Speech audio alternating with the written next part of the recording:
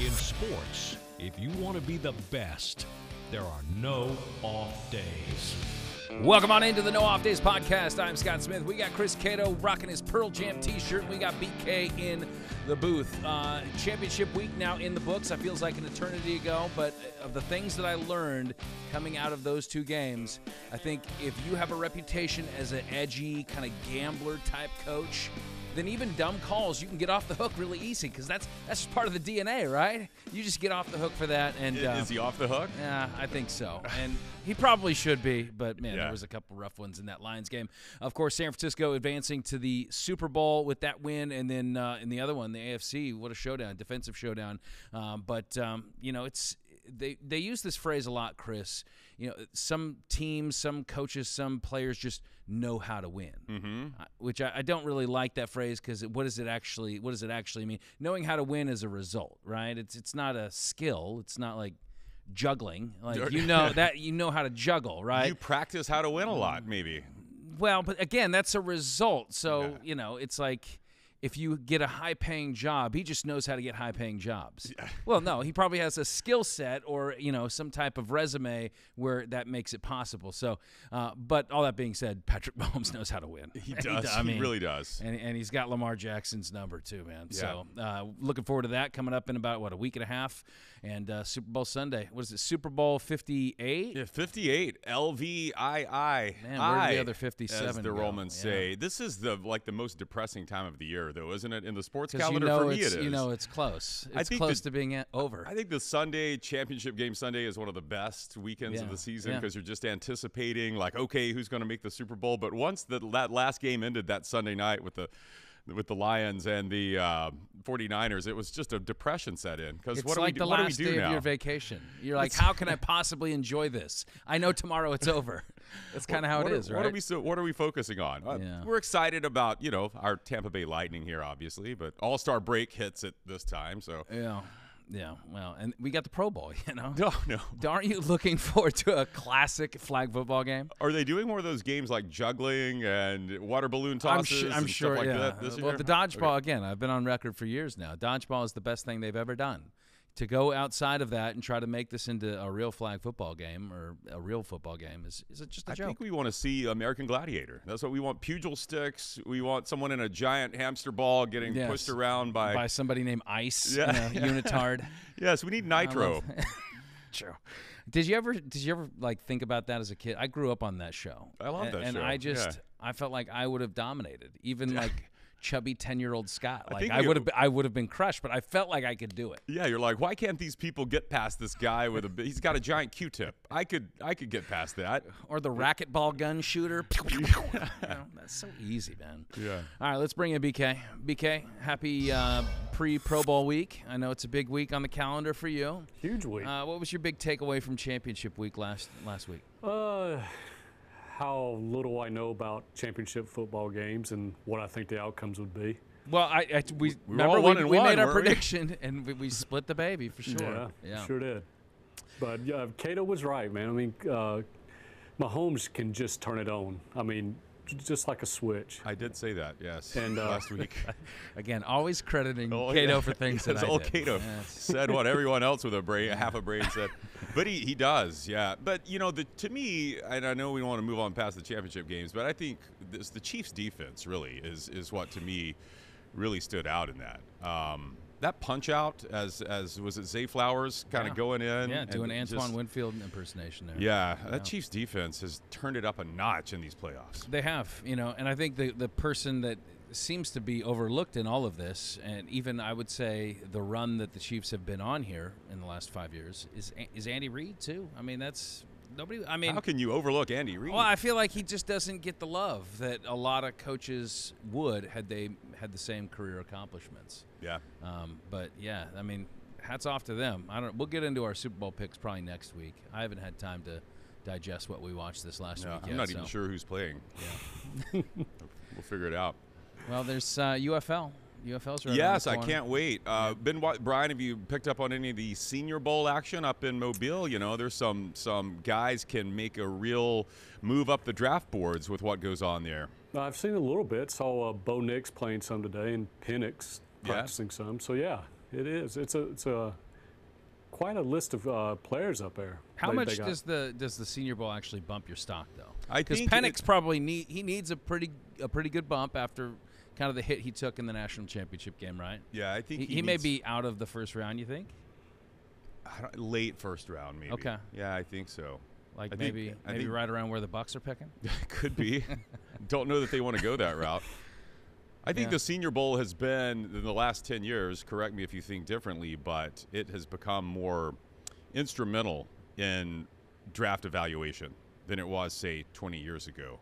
And you've seen some guys make some real money by going, especially smaller college guys that can play against some of these, major Power 5 players. Climbed up the ladder quite a bit. So we know the scouts are up there drooling over whatever's going on in Mobile. Plus, they have the interviews. It's the first chance for these teams to interview some of these kids, and I think that goes a long way, too, to their draft stock. Yeah. The first question is, what would it feel like to take a pay cut and come to the NFL? You got to give away your NIL money. Are you willing to do that? Yeah. That's All right. funny. What do we got on today's show, BK? Today, we have an employee, a coworker here, has finally decided to come to work. He's been on I don't know if he's been on the payroll for a couple years, but Tom Brady says he's about to come to it's time to join the booth. I know. We had his desk already back there. I know. We were ready in the for him, sports and office, and we're like, isn't he coming? I got one of those placards that says "World's Best Boss." I had one of those ready for him. And I wonder if he'll have to do the same HR rigmarole we all have to do. All those seminars and stuff. Here, watch the harassment video, Tom. all right, now let's get all your passwords in. Yeah. All right. And then at the end, for the first time in 2024, we're going to break out the randomizer. Yes. Yes. First time in 24, huh? Yeah. We skipped December for some reason, and so now, it's why just not? random. That's why. Yeah. Well, I'm sure it's loaded up with many more We love the random. probing, over-revealing questions. We'll see. All right, very good. Thanks, BK. Thanks a lot. If you are listening and you want to watch, go to fox13news.com/nodpod. If you're watching and you want to listen or subscribe, take out your phone. You can hit that QR code on the screen, and it'll take you to all of our shows. And glorious shows they are. I think this is episode 68, Chris, if I'm not mistaken. You can subscribe at fox13news.com/nodpod. So Sunday, February 11th. Again, we're not giving predictions to Super Bowl 58, but Chiefs. But we do kind of. It's already. Sorry. Yeah, probably. I reserve the right to change my mind. All right. Niners are 2-point favorites going in Vegas. That is the location. So I guess the question here is, are we happy with the matchup? I mean, do we take any issues? I know that there was things that happened in the championship game. A lot of folks thought that the Ravens maybe were the best-looking team going into championship weekend. The Lions obviously were a best-looking team in the first half. But at the end of the day, you're getting kind of a team that in the Chiefs that I think they're a dynasty. I think it's fair to say. Yeah. Especially if they win the Super Bowl, that'd be their third in 5 years. I think there's only a handful of teams that have done that. The Steelers in the 70s. I think the Cowboys in the 90s, and a couple of runs with Tom Brady's Patriots. So I think that would put them in that dynastic type of class. So against maybe the best-looking team on paper all season long in the Brock Purdy-led 49ers. So I don't know. Any issues with the teams that are representing themselves in Vegas? Not really. I think it's going to be a great matchup. I wanted to see, out of the 4 we had last week, I wanted the Lions and the Chiefs because I wanted that Lions story. And we've seen a lot of the Niners recently, at least going to the Super Bowl 4 years ago. And again, this is a rematch of a Super Bowl we had 4 years ago, even though the teams are drastically different than they were. Yeah. But I wanted the Chiefs for that dynasty aspect that you talked about there, kind of, almost like the Patriots. That you we wanted used to, a baton handoff. I never had a problem. Some people got tired of the Patriots Brady dynasty. I like dynasties. I think it's awesome to see if these programs, whether it's a college football dynasty or NFL, whether these franchises can continue this success over the years, and you have a guy like Mahomes that's just, so we know he's special to this generation, and to see him do it on the biggest stage is awesome. So I wanted to see that versus this Lions story carry out. But I think what we're left with here is really, you look at it, really good matchup where the Niners have your second-ranked offense versus what is the Chiefs' second-ranked defense. I think it's going to be I hope it's a good Super Bowl. I think it will be close, and I think it'll be something that gives us a result that people will talk about for a long time. Yeah, a repeat of Super Bowl 54 that was down in Miami, and the Chiefs won that game. I don't like dynasties because I like them for a different reason. I like them as to play the role of bad guy. You know, they make the matchup a little bit more compelling. You know, it's like one of those teams that you tune in to root against them. You know, even though if you don't have a dog in the hunt, you know, it's like, I want to see the Chiefs go down. Much like what Brady and the Patriots turned into. You have people that kind of hop on the bandwagon and they're like, yeah, you know, we just want to, you know, Laker fans are notorious for that. You know, people that became Cowboy fans in the 90s. But I think, you know, people now want to see the Chiefs lose. I think the New York Yankees. The tide has turned a little bit, especially with as much, you know, kind of love that they get in pop culture now with the name that shall not be named. I think that a lot of people love to see, you know, the top dog get knocked off. And maybe that next story gets written. You know, I hate to say, you know, the 49ers, look, they've been in now 3 consecutive, you know, I mean, they were in the NFC Championship the last 2 years, now 3 years. So they just have not kind of gotten over that. But this, look, like the history of the 49ers. They're not poor for Super Bowls either. Well, they have 5 sure. Super Bowls, and it's just been it's been 30 years since they won one. 29 years. So I mean, I don't know. I think it's going to be a great matchup. I mean, it has everything that you would want as an NFL fan. You got big stars. You have, you know, rich histories, and you kind of have opposite ends of like the quarterbacks. You got, you know, Patrick Mahomes, who's on top of the world, maybe one of the best when it's all said and done, against a kid that's, you know, making a name for himself, you know, and doing some big things. Who knew that Brock Purdy could run the way he did? He took off, didn't he? That was big. Ticket prices for this here game.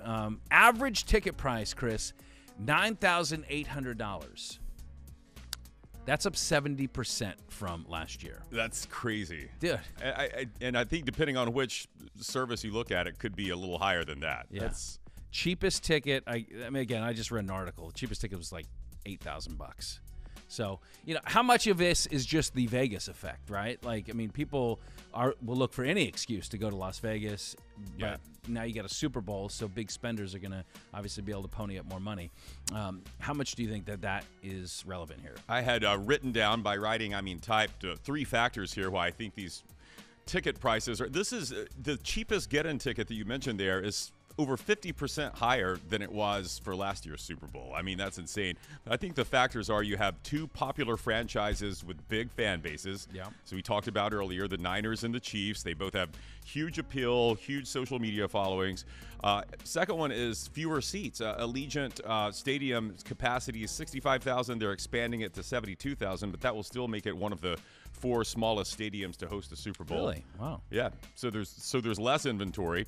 And then I think the biggest factor is that it's Vegas. What you mentioned there, you're going to have people coming in that big spenders that you know might not normally go to a Super Bowl if it's in New Orleans or Miami, but because this is Vegas and this is the center of it, they're going to plunk down some tickets on the 50-yard line for over $100,000. I mean, just stupid. Is there anything that you would pay and money's not an option in this scenario? Wow. Anything you would pay $8,000 to see in person? I mean, if money's not an option, then if it's not a problem for me, then I'll pay $8,000. Yeah, option wasn't the right word. Yeah. All right, let's say that if in my current situation, no. I mean, I personally like. Again, I've stated I like watching football on the couch. My couch is my favorite place to watch a football game for a myriad of reasons. You know, the Super Bowl, I think it's more than just the game. In fact, the game is like almost hard to focus on, I think, for a lot of people that ended up going. There's so much other stuff involved. And you add Vegas to it, that's just like gasoline on a fire, right? Yeah. I was looking at hotel prices that are like, I mean, most of these places are sold out. But if you want to stay, there was I don't know how nice a Staybridge Suites is. Sounds nice. Well, next to the Luxor. They have some availability. It's about $1,200 a night, so it's right near Allegiant. But then, you know, for a lot of the places, you're going to have to go off the Strip. You may have to go outside of Vegas city limits into like towns like Henderson to stay. My Aunt Nancy actually lives in Las Vegas, so hit me up if you want a place to stay. I'm sure I can act as her agent. She's probably Airbnb. She's already Airbnb and making a killing off of that thing. I'll just send people her way. She'll be surprised when they show up. We could stay out where they're keeping the players. Did you see where the players are staying? No. They're staying at Lake Las Vegas, which is 25 miles off the Strip.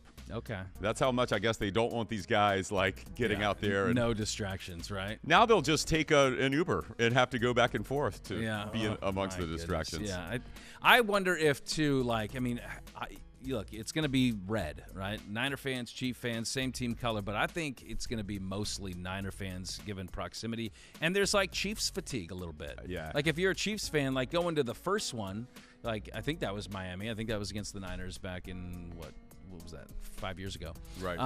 You know, that was like, oh man, we're here, we're back. You know, like, you know, we got a great team. Now it's just kind of like they've been in the Super Bowl 4 of the last 5 years. Right. So as an if Alabama I've fan, I know already what you dropped mean. that, yeah. Okay, there you go. Do you think, By the way, I saw something that ESPN pulled up that said no Alabama draft pick has ever scored a touchdown in a Super Bowl.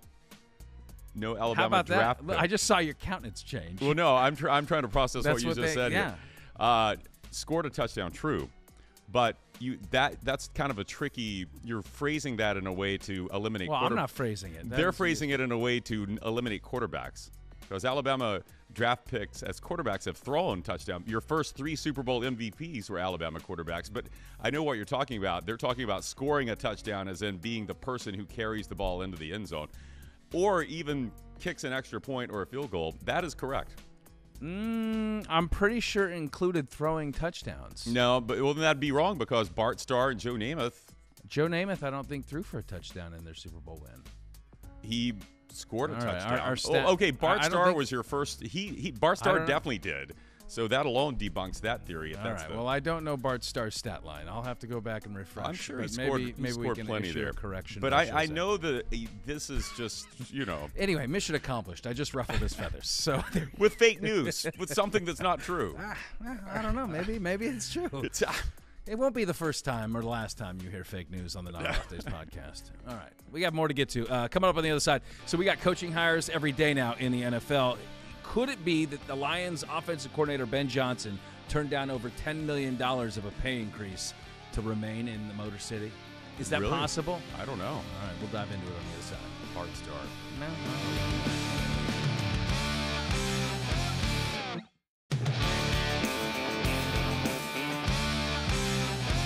Back here on the No Off Days podcast, and I guess we should issue a correction. Yeah, Bart Starr, I guess, threw for a couple touchdowns. Yeah, 3.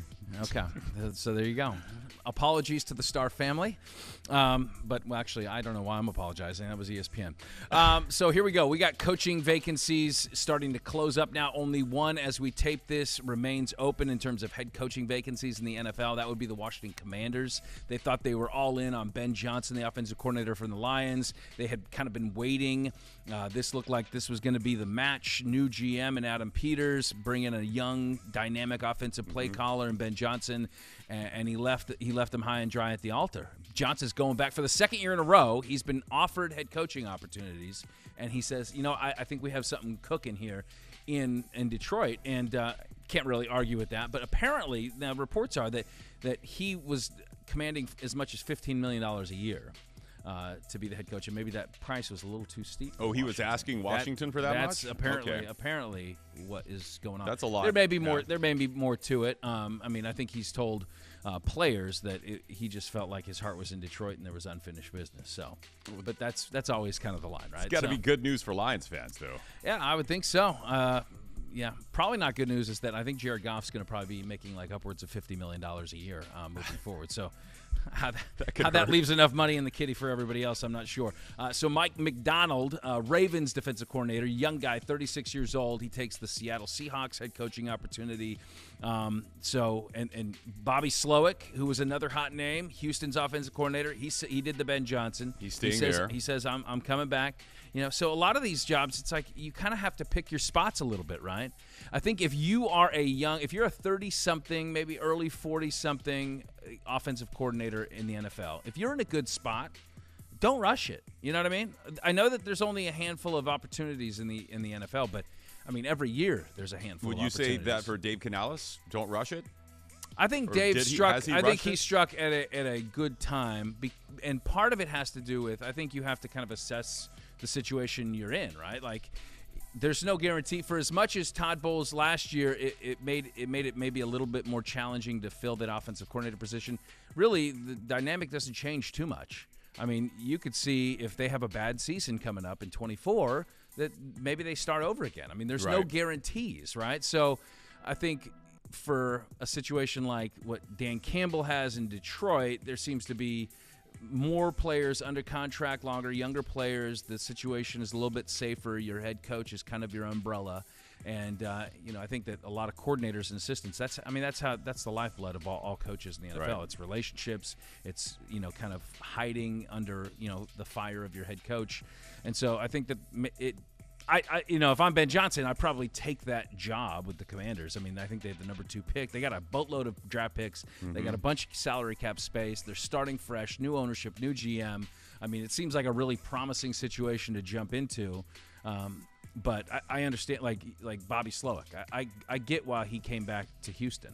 I mean, that is a program on the rise. DeMeco Ryans ain't going anywhere. C.J. Stroud, super promising future. Like, you have an opportunity if you just kind of continue on what you got. And why wouldn't you believe that you would continue on with what you got? Then, those opportunities are going to continue to present themselves, and his name ID is only going to rise, and maybe there's an actual spot that he's kind of ID'd as like, this is a job that I would actually want a little bit more than what's available right now, Because you can go quickly from being the next hot thing to being yesterday's news in the NFL, If that opportunity as a head coach flames out early, then now you kind of have to start over a little bit. We've seen that happen a lot of times. So I don't know. I mean, I could see why. I think but that's just, I think that's a tell of where we are in the NFL, right? The cycle's just, every year there's just a handful of new jobs and opportunities, and there's a downward trickle. And but I'm surprised that Bill Belichick and Mike Vrabel are still standing at the altar too. Yeah, that is shocking, especially. And I don't think they're going to take. I mean, Vrabel could potentially be. I think that would. I like Mike Vrabel as a head coach. I was surprised that he got let go from Tennessee. I could see that being a good fit in Washington. I don't know if they're going to go that direction, but Belichick, it kind of makes sense. People are saying TV for him. How about the hoodie on TV, huh? I don't know. Yeah, maybe for a year. Brady was saying a couple days ago that he really believes that Belichick still has that fire and wants to coach and will coach again. It may not be this season, but Brady said he thinks he should coach again. So maybe he does. I don't know that he would be the best for TV. But maybe he takes a year off and waits for something to happen. What if you had like a First Take style show? Where it's Belichick against Nick Saban, debating NBA, like random sports topics. Scowl on their face constantly. Yeah. I don't know. I mean, I think that there is a side to Belichick that he obviously does not play in press conferences. Yeah, like he is Mr. Stoic. But I mean, I think we've seen when they do like when they follow him on docuseries or anything like that. There's just a different side of him. Right. He's got more of a personality than he lets on. But I kind of think that if he goes to TV, will the market heat up for him? I mean, the guy, he's 71, 72. Yeah, 72, Part of the reason why he's not getting opportunities in this hiring cycle is because a lot of people think maybe, like, he wanted too much control. And maybe, I hate to say it because he is the greatest coach in NFL history, in my opinion. But maybe the game has passed him by a little bit. Maybe so many teams are clamoring for that to find that next guy, someone that can work hand in glove with a GM and doesn't need as much control as Belichick, or is a little bit more offensive geared. So I don't know. I don't know if those opportunities are going to open up. I mean, I really thought the best opportunity for him was the Cowboys. That to me seemed like that was a perfect fit on both sides because of a team that was already locked and loaded, ready to go, and Belichick could go in there. He could break, the record, and he could potentially win a Super Bowl. He brings discipline and structure, and that's probably what that team could use. They have a lot of talent. It made like a lot of sense to me, but now I don't know. I don't know where Belichick is. We know you're disappointed that your Cowboys prediction didn't come. Have I mentioned it every show for the last 3 weeks? Okay. Yeah, maybe he waits. Maybe he waits, and the Bucs job comes open after next season. Do you read anything into with Canales leaving, going to the Panthers, has taken a lot of the Bucs assistants, including the wide receivers coach? Forgive me, you're more dialed in. Brad Idzik, yeah. If Canales hires him, Idzik, as his OC, did Idzik get an interview as OC with the Bucs? I don't believe so, and I think that was kind of like I don't know all the background on that, but I think it was kind of a foregone conclusion that he was going to go to Carolina. He came over with Canales. Oh, he did. Okay. He spent 4 years in as I think he was the assistant wide receivers coach or something like that with the Seahawks. So they already had a prior relationship. That makes sense. What kind of was a little bit more surprising was the move of Harold Goodwin, who was part of Bruce Arians' original staff, and he was the run game coordinator. You know, you almost wonder if it's like he didn't get a serious look at OC here, that he was just like, well, then I'm moving on. I don't know. Who knows what the backroom conversations were there. And then Joe Gilbert, their offensive line coach, who was also part of the original BA staff, going up to Carolina. I mean, from Canales' standpoint, I think these are really good moves. I mean, what's going to be the knock against Canales? Like, he hasn't been there before, right? I mean, though he had 13 years of coaching history with Pete Carroll in Seattle, it's the experience factor, and then you bring in a young offensive mind and Idzik, but to bring in some savvy Joe Gilbert's coaches, been around a long time. Those guys have been around forever, so I think that shows a steady hand, and I think those are wise hires on his end. But yeah, now it creates even more of a hole you got to fill here. It's a huge Todd Bowles has to replace an entire staff almost, especially on offense. You saw, I'm sure, that the Ben Johnson going back to the Lions has the Lions passing game coordinator Tanner Engstrand is said to be going to talk to the Bucs in a couple of days. Yeah. But it does seem like the Bucs have had to, but this happened in the search with Canales, which is why I'm not, panicking about it. But not that I would panic about OC hire for the Bucs anyway. Things to panic about. That's not high on my list. But remember, in the search for Canales, or in the search that led to Canales, wasn't he 9th or 10th on the list? It took a while to land on him. Yeah, I don't know that he was their first choice, and obviously that worked out. I think part of it was he had never called plays before, and so that had been something of a you got to kind of have that on your list, right? But obviously it worked out, and so it kind of opens up the door to other guys that they brought in for interviews. I think only of interviews that they've had, and they've completed 5 interviews at this point as we tape on Wednesday, and only 2 of those guys have play calling experience. That would be Brian Johnson, former Eagles offensive coordinator that was let go this last offseason, and Van Pelt. Yeah, Alex Van Pelt from the Browns, and that makes a lot of sense too because he's got the connection with Baker Mayfield. But I don't know if that's a requirement as much nowadays, as much as it is who have you kind of learned under? What are your philosophies? And we can kind of, if you're sharp enough, and all these guys I'm sure are, we can kind of learn as we go. I mean, I like the Thad Lewis option too, and he was the quarterbacks coach. He's a riser. He played the position. Smart guy. I mean, he's probably gonna be an OC here within the next couple of years anyway. So even if you reach a little bit early, I think that's probably okay. He has familiarity with the system and the coaches, so that would make a lot of sense. But I don't think it's panic time for the Bucs. I think there's a lot of really good coaches still out there and available that they can bring in. And, that first domino, though, is going to be the OC, and then he'll help fill out the rest of the staff with people, bring in offensive line coach and that kind of stuff, or maybe they promote within. But, yeah, I mean, there's biggest winner here in my book. When you look at all the coaching hires, I like the Raheem Morris to Atlanta deal. I think that makes a lot of sense. I'm happy for him. The Carolina hiring Canales, I think I like Canales. I think that's going to end up working out. But I think the biggest win was the Harbaugh sweepstakes. I think that was a good hire, and I think that he's going to be a really good fit, and I think they're going to end up being a really good squad. It almost begs the question, who do you think is going to win the Super Bowl quicker? Which Harbaugh brother? Is it going to be John or Jim? Who's going to get there next? Good question. Well, they played that one before, and John won, so it seems like it's Jim's turn next time. I don't know, and John just lost his defensive coordinator, right, as you mentioned, went over to the Seahawks. Jim's got he's got a good offense. He's got Justin Herbert, obviously. Defense is getting a little older, but still got enough to work with there. I think Jim Harbaugh is fit for the NFL. I think he's going to – his offensive scheme that he was able to adapt at San Francisco with Kaepernick and create something there based on Kaepernick's skill set. I can't wait to see what he does with Justin Herbert. I think it's going to be the best thing for Justin Herbert's career. They're in a tough division. Ravens are in a tough division. That's a tough call. I don't know. I'll say Jim's going to win one first. I tend to agree with you, and part of it has to do with just the Ravens. I don't know how much cap space they have, but they have a ton of guys that are hitting free agency. Like it seems like most of their defense is hitting free agency. Yeah, so I mean, their top 3 sack guys, Matabike, Clowney, and Van Noy, they're all free agents. Their top defensive back would have caved to interceptions. Geno Stone, he's a free agent, and there's just.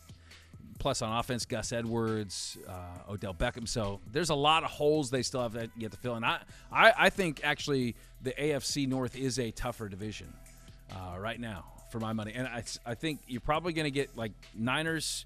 Maybe they get a post-Super Bowl hangover a little bit. Maybe they're not as potent as they are this year. Rams will be back, though. Rams are on the rise, but you have what will be a 36-year-old Matt Stafford at quarterback.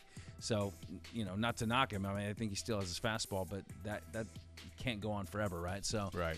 But I look at like Joe Burrow. I think the Steelers are always going to be competitive. I think the Browns, they got to kind of figure out what's going on at quarterback, but they have one of the best defenses in the NFL. So I kind of think the Ravens have the tougher path, but they do have Lamar Jackson. And you're always going to be a player with that. Yeah. Who wins more games next season, Michigan or Los Angeles Chargers? Well, I mean, the Chargers have more on the schedule, so it makes it easier from an NFL standpoint, Okay, maybe I should word it this way.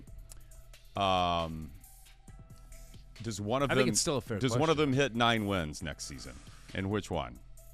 I mean, I think Michigan probably has the easier road to 9 wins. In the Big Ten, really? I think so, yeah. Okay. With Ohio State and Oregon coming in, and I haven't looked at their schedule, so you're catching me blind here. But I mean, that was my intention. How many? I mean, I think Michigan can win 9 games next year. I know that there's a lot of guys that they're losing to the NFL, but I don't know. From a championship standpoint, though, I think the Chargers winning a Super Bowl will happen before Michigan wins another national championship. Right. I just think that the college football is just so difficult, and it's only going to get harder with the 12-team playoff. It's harder to keep guys, to retain guys. At least in the NFL, I can lock my guys down. I can sign them to long contracts, and there's a little bit more staying power. But in the college game, it's obviously year to year. We've talked so much about the portal and all that kind of stuff that, and the Big Ten, as you mentioned, is only getting tougher. Right. Yeah. Have you ever been starstruck? Like Jim Harbaugh? Yeah. Have I ever been starstruck? Yeah. Give us the background on that. Okay, so Jim Harbaugh said that he when he first met Justin Herbert that he was a little starstruck. He was starstruck. I mean, I think he's not starstruck. Get out of here. He's not starstruck. You don't believe him. You don't think he was really starstruck. I mean, I think Justin Herbert. He's kind of got the all-American good looks. He's kind of like the Tom Brady. He's like could have a modeling career if he wanted. I don't know if that's what he means or what, but he's obviously not the biggest name in the NFL or anything. I mean, if he met Patrick Mahomes, then I would say, okay, I get it, a little starstruck, but I don't know. Tom Brady, maybe starstruck. Yeah. I don't know. The only time I can ever recall being, I don't know. I mean, I don't really get starstruck around athletes so much, just because it's just like too much exposure to it. But when I think the first time I can recall, I played Little League with a kid who was an extra on the show Full House. Oh, did you get to meet Candace Cameron? No.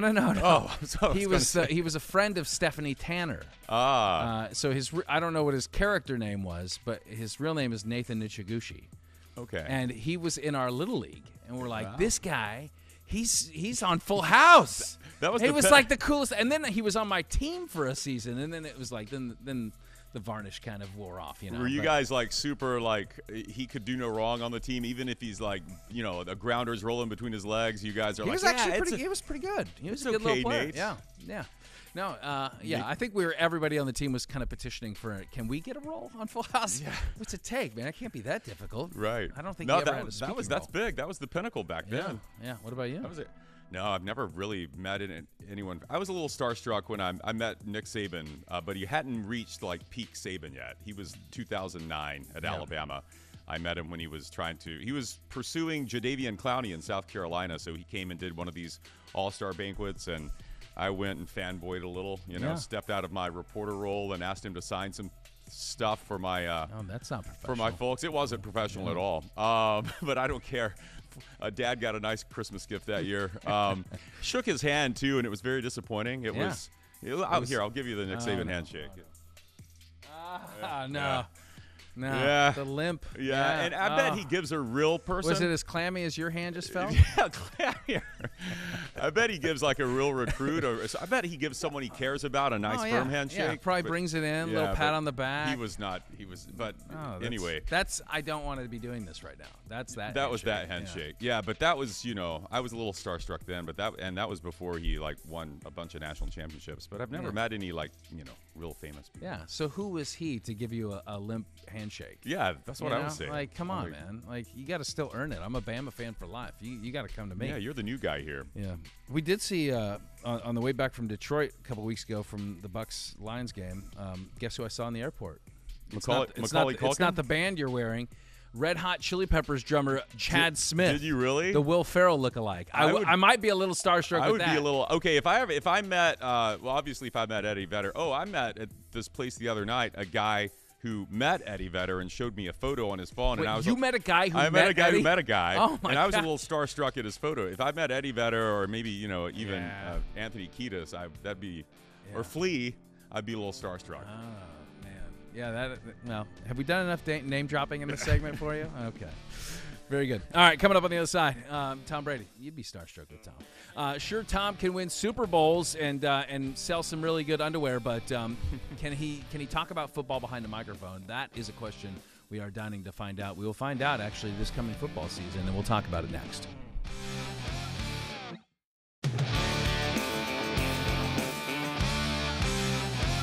Welcome back to the No Off Days podcast. The 2024 football season, there's never been as much anticipation as the upcoming football season, and it's only because Tom Brady is joining the team here at Fox. Again, his desk has been set there in the sports office. He just has not shown up yet. Good parking spot waiting on him. I'll give my own parking spot to Tom if he would just, But anyway, he will be showing up in 2024. Yeah. Not so he confirmed this recently, right? In some interviews he did. He said, because there's been speculation, hey, is he going to he's going to back really out, do this, like right? a fake retirement. $375 million isn't he's good the enough. boy, the Brady who cried wolf. Yes, you know what I mean? Yeah. But no, he said in recent interviews, like he talked about his prep, like what he's been doing recently. He's been doing some stuff at the studio with help me out. Yeah, Kevin Burkhardt, and he's been on our show before. You should know. They all flow together. A lot of people have been on our show. But he's, as we would expect, he's prepping. What else would you expect from someone who is known for his attention to detail in his preparation? Yeah, but is he going to be good at his job? That's the question. And I think that the more people I talk to about this, a lot of people, they're not buying Brady stock here when it comes to how he's going to be as a broadcaster. I mean, sure, he can throw a pigskin and he can hawk underwear, but can he give you the type of analysis that you desire in watching a football game? And I think a lot of people are questioning that. But why would we think he couldn't? Well, it's a totally different skill set. Yeah. Right? So it's not about physical preparation as much as it is like a mental preparation thing and an ability to talk. Here's why I think that is kind of a narrative, is because he's fairly bland when it comes to like talking, in a press conference setting. He is, yes. Like he doesn't really drill down. He just kind of gives you very surface stuff. Yeah, cliche type things, which I think was intentional. Mm-hmm. But now he's got to find another gear, right? So, but I do think he's going to be great because of what you mentioned. He has so much attention has been paid to everything he does, from diet to football to everything he does. He gives it his all. But I think that I think he will be able to, and the time put in, right, is gonna the fact that he cares is a great indication. And just knowing what he's done on the football field, I think that will be the greatest indicator of what he'll be as in the broadcast booth. But it's not. And I get what you're saying. Knowing football isn't. I think Troy Aikman said this the other day. That's about third on the list. what it takes to be a good color analyst. What Actually, does it knowing take? football is about third on the list, and there are some things that Brady is going to have to, work on, and a lot of that is how do you communicate that to an audience in like real people terms, Right. And Yeah. how is your timing, and how do you do that with your play-by-play guy, in a way that that doesn't disrupt the flow. Yeah, I think also here's the concern is that like he's getting paid very handsomely, so it's a 10-year, $375 million contract, $37.5 million a year for those that can't do simple math. So like my thought is, and because there's been like so much runway on this announcement, that like could you press a little bit, could you feel like here, because he. In interviews, he said, I feel like I have a unique perspective that I could bring to the game, and that all may be true, but is he trying to cut like his own, like, is he trying to find a little niche? Is he trying to provide something that is uncommon to color commentators? I think if he tries to go that route and be something else, it may not go well. What to me is the most important thing is I think football knowledge is important, but yes, you have to be a communicator, but authenticity in the booth.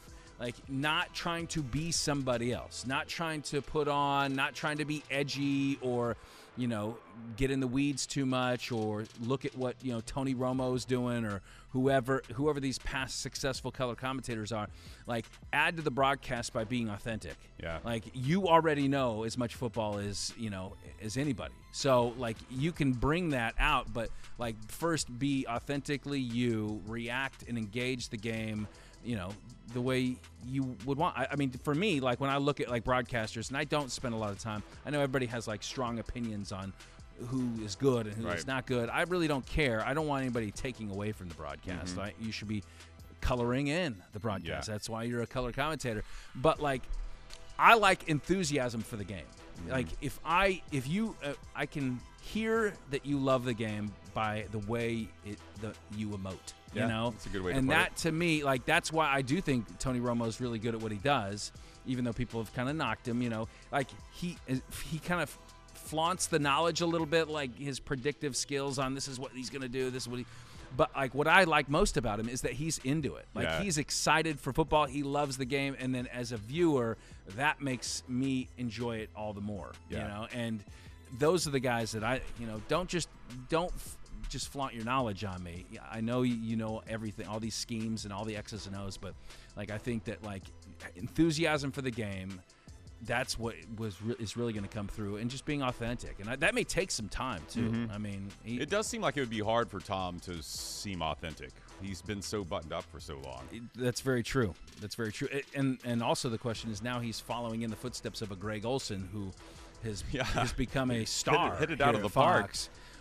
And now he's got to like kind of live up to that. I know he doesn't necessarily say that, and he maybe doesn't want that pressure on him, but that will be there because now Olsen is presumably going to be demoted in some capacity. Right.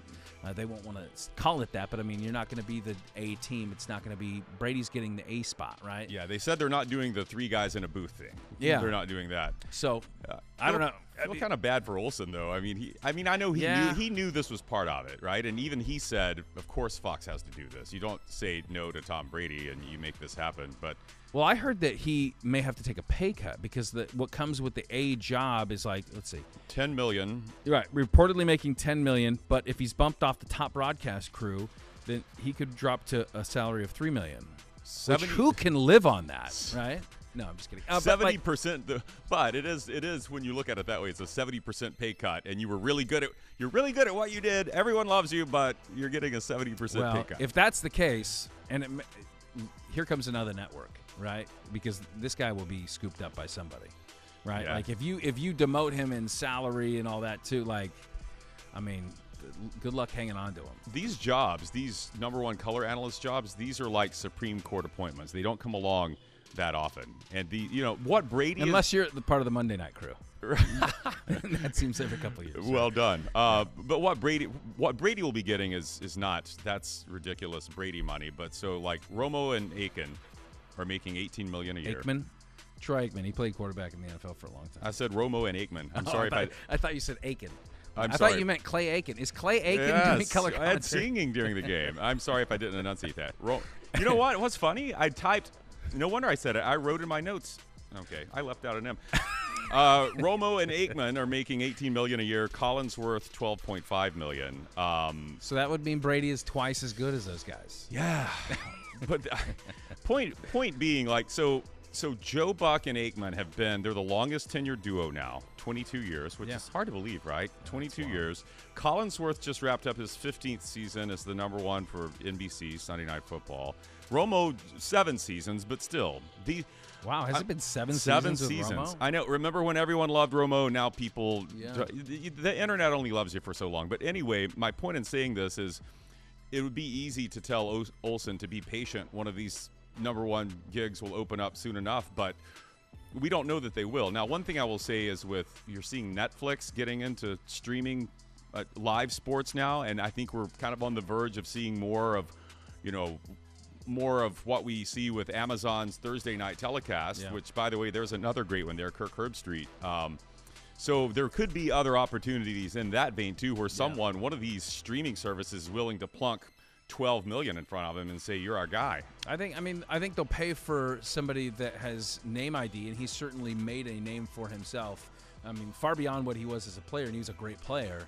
But, I mean, I think that he has built up such a reputation as a color analyst that, like, I think any network would love to have him, and they'd find a spot for him. So it would be a shame if Fox lost him, and I hope that's not the case. I'm not trying to, like, speak that into happening, but I just think, like, if you have talent, if you have people that are skilled at their work, like, you'll find a spot for them. You know, if it means, like, having an additional simulcast, and we'll put you on a couch with your brother, and you could talk. I mean, Greg Olsen's brother also is. We could have an Olsen cast, like ESPN has the Manning cast. But there you go. And I think people would pay for that. But like, who is your Mount Rushmore of best color commentators? Do you care? Is that like a thing? I agree. I do care. I agree with you in that. Don't get in the way of the game, and just show me enthusiasm that you are enjoying, that you're into this, right? And I mentioned Herbstreit a moment ago. I think this may surprise Brian King, our fellow Alabama fan here. BK probably has an opinion. I really so like. You could join in, BK, if you want. Yeah, I like Gary Danielson on CBS's. You know, he's their #1 color guy. Well, now it's not going to be CBS. Well, CBS will be doing the Big Ten games, which will be weird. But yes, did he get on my nerves sometimes when Alabama was losing, and he's kind of chuckling over it? But what I like about him is you can tell he's really getting joy out of what he's identifying in, whether it's offense, something the offense has picked up on, something a defense has picked up on, and he does a really good job of finding these little things that you wouldn't see as just a regular Joe on your couch, and explaining that to you in a way that makes you a smarter football fan. Yeah, well, that's good. Do you agree with that sentiment, BK? I mean, yeah, I agree. I agree. I mean, he's not a guy I dislike. He's just not. I'm not a big fan of him. A football guy I really like is, and it kind of goes under the radar a lot, is Charles Davis. You know, a Tennessee guy, but I think he always brings. He's got a wealth of knowledge when it comes to football, college football, pro football. Yeah. And so whenever you listen to him and you talk about the enthusiasm, he always has it. And so I enjoy listening to Charles Davis. Yeah, he's good and probably a little underrated, though he shouldn't be. Yeah, I mean, for me, it's probably the typical guys. I mean, Herbstreit wasn't a name that initially came to mind, but of course, right. And I do like Charles Davis. I think Moose Johnston does a good job here at Fox. But it's probably I do like Romo. I think Aikman is as solid as they come. I like that Aikman will just call out silly, foolish things when he sees it. Yeah. Like, talk about being authentic. He kind of says what the fan is thinking. Yeah, he doesn't pull punches, and I do like that. And I think he's also very conversational in his style. Collinsworth he's a little bit more of a showman. I know people have some strong opinions on him, but I think he's a great gap filler. He's a good laugher. Yeah, he chuckles. I think he does his homework. I like Collinsworth. He doesn't bother me at all. I thought John Gruden was great. I mean, solid X's and O's guy. I think he sees the game uniquely. But for me, it's probably John Madden. I mean, yeah. I don't know that anybody has ever loved football more than John Madden loved football. And it obviously came through. And he was kind of, he was able to draw that, like, cross that thing between, like, let me give you X's and O's. Let me show you with the telestrator.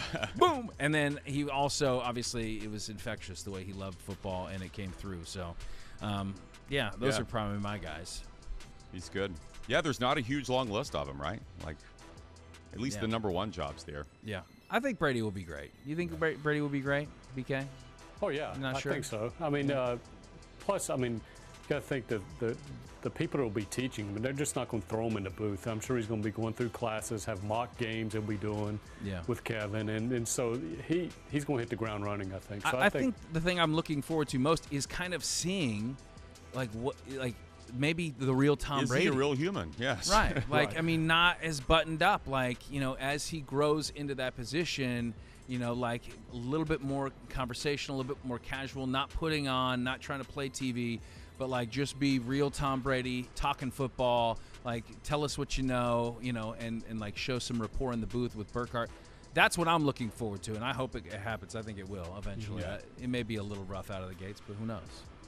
Yeah? Yeah, 2024 season can't get here fast enough for many reasons. And Fox has a Super Bowl next year. Yeah. Do you think they timed that out a little bit? Yeah, you think so? Yeah, most watched. Where is this? Is this back to New Orleans? I think so. Yeah. Is that next year? Yeah. It's going to be quite the step down from Vegas, but all right, good. Well, it's Caesars Superdome, if that makes any difference. Caesars is behind everything. BK, since you're here now, can you just tell us what's coming up in our next segment? Randomizer 3000. We'll break it out again. It's been a while. Let's do it. You got your stopper ready? Oh, no, it's a voice activator, remember? Oh, that's right. That's right. All right. Very good. Hey, don't go anywhere. Randomizer coming up next on the Nod Pod.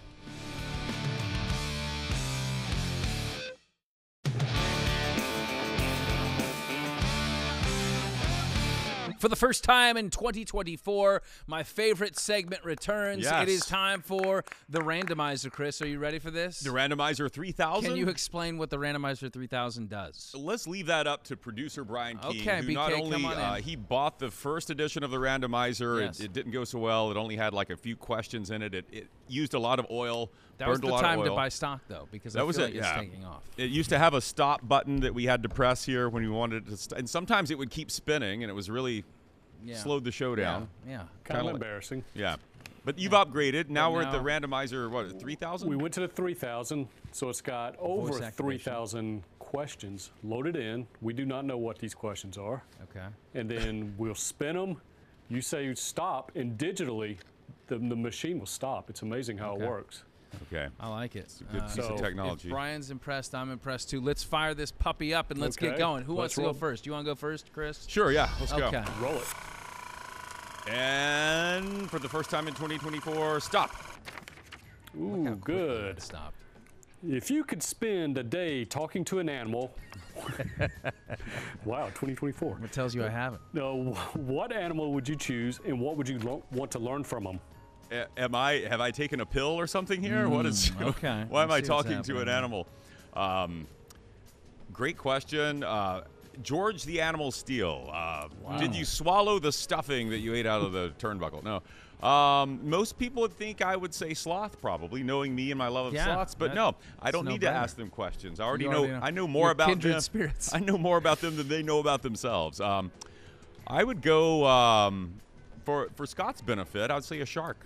I would want to talk to a shark for an entire day. What would you ask him? Well, I would give it the opportunity to explain why it sometimes, very rarely, bites a person, and that, I think we could learn that that's not the shark's true intention, is to harm us, and we shouldn't. Well, why do you want to talk to him if you already know what he's going to tell you? Well, I feel like you just answered I feel like for you him. should. I feel like you should hear from the shark. I know who I want to talk to, but I'm surprised you want to talk to him. I feel like you are kind of underscoring what my point would have been. No, how could I have a conversation with a shark for an entire day and it doesn't bite me during this conversation? But why would you, if you wanted to have a conversation with him and you're telling me what you think he's going to tell you, then why would you want to talk to him? My assumption is I'll have a recording device with me and I can record this conversation and show it to you and say, this is why sharks, and the shark could explain, it's dusk and I'm looking up and you people sometimes look like a seal and how am I to know the difference? Yeah. Right. And also, sometimes you pee in the water, and that attracts me too. Yeah, I don't think that's true. All right. Well, obviously mine is sharks because I want to know. What I want to learn from a shark is, like, how did they influence the entire media narrative around their existence to where they've completely propagandized the message that they're mostly peaceful animals. They are mostly peaceful. That they rarely attack. Like, who have you paid off? Like, what is Cato getting from this shark that he has to continue to pound this message into our heads that these are mostly peaceful animals? That is, it's a total lie. By the way, if you talk to a shark, it would probably sound like this because they don't have lips, so they wouldn't be able to touch their. That would be annoying. Actually. Especially in a hammerhead, you wouldn't know which eye to look at because one eye's over here and one's over. Hey. Yeah, I'm over here. Look into my. Did I really? They would not pass it. Did I take your animal? Did I steal your animal? Is that what happened? Yeah. I mean, I don't know. What other animals do I want to talk to? My dog. I would like to know why my dog does a lot of things. Sniff the things he does. Jump up on the counter the way he does. But yeah, sharks. Because I want to get to the bottom of it. I want to know why the apology tour from every media talking head for sharks. Who's calling? Is that a shark right now? That is a shark. Put him through. Put him through. I want to talk to him. It's Drew Rosenhaus. What about you, BK? What animal do you want to talk to? Man, the shark was a good one. I would want to talk to my dog and find out where in the world she took my AirPods. I have not seen my AirPods. Have you checked the backyard stool? Oh. No. So I've missed those things for months now, and they're gone. Are you sure the dog took them? Oh, I'm almost certain. Okay. It's got to be, yeah. Yeah. But shark, man, good answer. I have mine connected with my phone, and I can track where my AirPods are. Have you tried that? I did, and it said it was in my house somewhere. Was it where your dog was in your sleeping? dog's lower intestine. I think it has turned horizontal. It's not coming out. Okay, we're gonna need. Now it's going to cost you a big expensive surgery. Yeah, your dog would be like, "Can I get an appointment at the vet? What else do I have to do here? You see me dragging my back leg here for the last 3 weeks." Maybe if I eat his phone, he'll pay attention to me. All right, I'm trying to eat the TV remote now. That would get my attention. Yeah. That would get it. Okay. All right. Good job. Yeah, Next one. You too. Yep. Let's fire it up and stop. If you were a ghost, what location would you want to haunt? Well, I like this one. Do I have to haunt? Is that just Well, kind you of a could foregone just show conclusion? up and mess around. Okay. Well, I think it would be a place that I would want to be whether I was a ghost or a human being. So I'm gonna say give me like a really fancy like Hawaiian resort, or like an amazing Italian villa. Because if I'm good at haunting, then I'll have the place to myself. You know what I mean? Scare them all off. Yeah, I think so. The thing with haunting is like you want to. Like if I was a ghost, I would enjoy the haunting from a humor standpoint, right? But like then there's also the other side where there's these weirdos that love to be like around the ghost thing. They want to find you. They're way too serious. Yeah. I would never perform for them. No. You know what I mean? Like it's almost like they're demanding I perform as a ghost. What I would enjoy the surprise. Like when you were a kid and you jumped out and you scared your little sister or little brother or whatever. That was more fun. But then, like, you jump around the corner, you try to scare your dad, and he's like, "Yeah, I saw you 5 minutes ago." Like, that's no fun, right? Would you feel bad though, like if you scared someone horribly and they had a heart attack or fell down the stairs or something? Well, then they could join me in haunting it together. Welcome to my Italian villa. Let's frighten these people. Hey, you want the best view in the place? Let's just scare these people out of the room. That's good. Yeah. I guess the question is, am I a malevolent spirit? Do I want to Well, I think you whatever you are now, which is probably not. I'm a friendly ghost then. Yeah. I guess I'm a friendly ghost. Usually hauntings, it's something that I think the ghost is that when the ghost was a person that was important to them, right? So I would probably haunt a Cinnabon. I think that would be. I think what smell? But you can't eat it. Oh, like, that's it would just a good be a point. constant tease. Can ghosts not eat? No. Well, unless you're Slimer. Slimer could eat. So he was eating remember? hot dogs. Yeah, he ate okay, if I could eat, then a Cinnabon, definitely. Okay, and I'm waiting until I'm not going to scare anyone. I'll wait until the staff leaves. Do you ever watch? You'd be the fattest ghost. I think ghosts can't gain weight. Oh, I think that's the is great that thing. true? Okay. I wait until the staff leaves. Is there a better smell when you're walking through an airport or a mall and the Cinnabon smell hits you? There's not. Well, there's not a lot of great smells at the airport or the mall. Okay. But yeah, I would well, say if I'm a it's up ghost there. and I can eat and not gain weight, then Cinnabon. Okay, solid. BK, do you got one? I mean, you kind of hit on it about it being fun. I'd love just to haunt the sports office. Like right when Scott's about to sit down, move that chair out from under him, or pull just his a prankster. yeah, like that. Pull the computer plug out right when he's typing scripts, stuff like that. Do you think Fun it ever times. gets old? Like, do you think it would ever Well, not for me, it wouldn't. get bored? You could swipe Tukes' yogurt out of the fridge. I could. Hey, you swipe my yogurt. So yeah, that's what I would haunt. That sounds terrible, haunting the place where you had to spend the worst days of your life at work. No, it'd be fun though, wouldn't Okay, it? I guess so. Yeah. Yeah. Okay, you ready for Fire up another number one? 3. I'll get this one. Stop. Oh, it's a long one here. If you could know everything the U.S. government knows about alien life forms and their access to our planet, what would you want to know it, or would you rather not know it and live in ignorance? Who came up with these questions, and It's what were they 2024. on while they did? It's the randomizer. It's a Yeah, new. very sci-fi heavy. Yeah, that's a silly question. Of course I would want to know it. I'm naturally curious. I'm a journalist. Yeah, I would want to know it. Although I don't think it would be very revealing. I don't think they know much, honestly. But yeah, I would want to know. What does the U.S. government know? Come on. You think that there's... first of all, I don't believe in aliens. Do you think that... what could they possibly know that we would not have found out? You know what I mean? You think that there's like a spaceship like in like a back shed in Arizona that's covered with a dusty old bedsheet like your granddaddy's Buick? Like, that's not happening. They Like- might have. Why do they have these classified briefings then? If they have It's nothing. all a dog and pony show, Chris. That's what they're doing.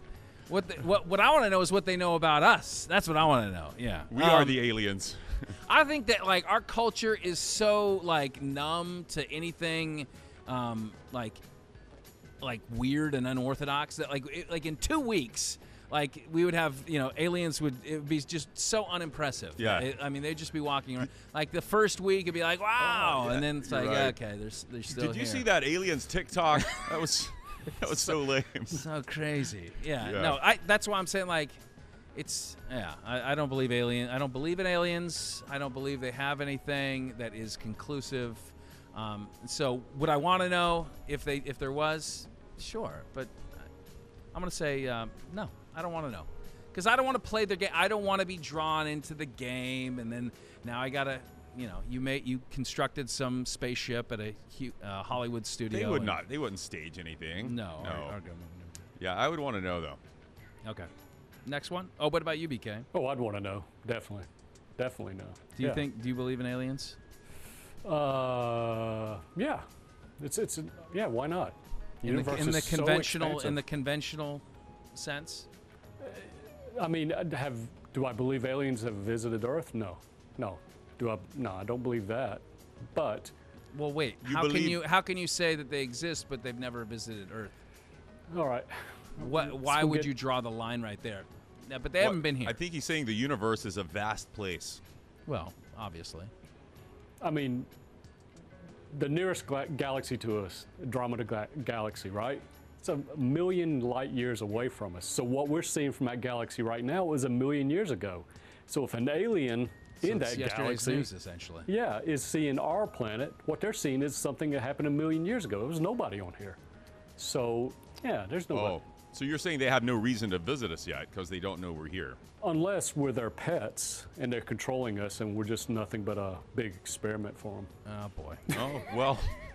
If that's the case, then they'll be very disappointed to know that their pets' ate their pets' AirPods. That's right. Is that how that goes? Yeah. Do you think that they want to communicate with us? Is that the whole point? They communicate in crop circles, but we speak English. You know what I mean? So like it's kind of like the earlier questioning of if you could talk to an animal and have a conversation. That's what they're trying to communicate with us. Man. I feel like Yeah, I feel like if the government showed us something that people, just like anything, any elected person says now, some people would believe it and some people wouldn't. It wouldn't matter what kind of evidence you showed. So I don't know that it would do any good. Even if like an actual like a big-headed alien. Yeah, because you just said they were going to stage something. You'd That's say, true. "Oh, you've made." I wouldn't believe it anyway. Yeah, no one would believe it. No. Yeah, so show us whatever you got. We won't believe it anyway. All right. Yeah. May do a reboot on this randomizer. I was out there. All right. One more? Yeah, less let's do acid. one more. Less acid the next time. Is this my turn? Yes. Stop. Oh, boy. What if you found out there was another Earth out there, the complete mirror Golly. of our very own planet in every way, and that there was another you that existed on it? Would you want to meet the second you? Would I want to meet the second me? Well, or maybe it's the first. I guess we don't know. I will say no, because I'll know that he'll also say no, and I want to be the first to say no so I don't come across as the more desperate me. You know what I mean? Like if he said, I want to meet you, then I would say, I would wait a long time. I wouldn't respond immediately. Yeah. And then I would say, you know what, I'm just a little too busy right now. So I'm sorry. This version of me has more going on. And then if I know me like I think I know me, that will drive him crazy. And so I would say no, I don't need to meet me. I already know me. What if the other you is slightly different though? Like has a great mustache, and you're like, that's I could look a lot better if I had a great mustache. Well, it would be interesting to look at, but again, my whole thing, I want to be the better of the two me's. So I want him to know his place, and I don't have enough time for him. That would be very frustrating Yes. if the other you was like, slightly like didn't have like whatever it is. Sorry, me. I just got too much going on. But he Yeah. would know that I was also lying about would. having too much going on. But I think he would be frustrated by that. He knows you, Yeah. and he should be He's frustrated. as petty as I am. I would want to meet the other me. You Yeah. know, I would just want to see how I look through another me's eyes, and also. Well, I could just take a picture of you right now. No, it's if not you the would- same. okay. I would want to. I'd like to meet the other me, and then That sounds like a country song. I would like to meet the other me and harvest his organs, just in case the. Like they're better. Yeah. We were talking last week about cryogenically freezing heads. Like Yeah. I would take the other me, lop off his head, save his head in case anything ever happens to my head. Okay. What if he has the same intentions for you, and now you end up killing each other? Well, one of us, we're not going to die at the same time. One of us Well, has you to could. win. It could happen. What if he is scheming the same thing? What if he is on his own version of this podcast now, saying the same thing? Yeah. Uh, See, I've it's gotta better get- not to even go there. I got to get to Do him you even know first. what you're capable of? That's I don't the know what question. I'm capable of. Yeah. What if he does, though? What if he knows Krav Maga or something? Yeah, you're right. I probably shouldn't meet this other me. Yeah. BK, do you want to meet you in another Sure. planet? Sure, I'd love to meet me. Do you think you guys would get along? I think so. I'd ask him how he handled life, having always Why would birthed. you need to ask him that? You already kind of know, right? No, He's no, you. but because we all have our different experiences. I'd check his feet to see if he had curved toes, and then we'd have that common thing. Hey, Yeah, how'd you get hey. through life? Hey, yeah. He's like, no, Yeah. I'm fabulously wealthy simply because I don't have curved toes. That would I know. Yeah. Everything was looking up for me. I'm a foot model. I made all my money being a foot model.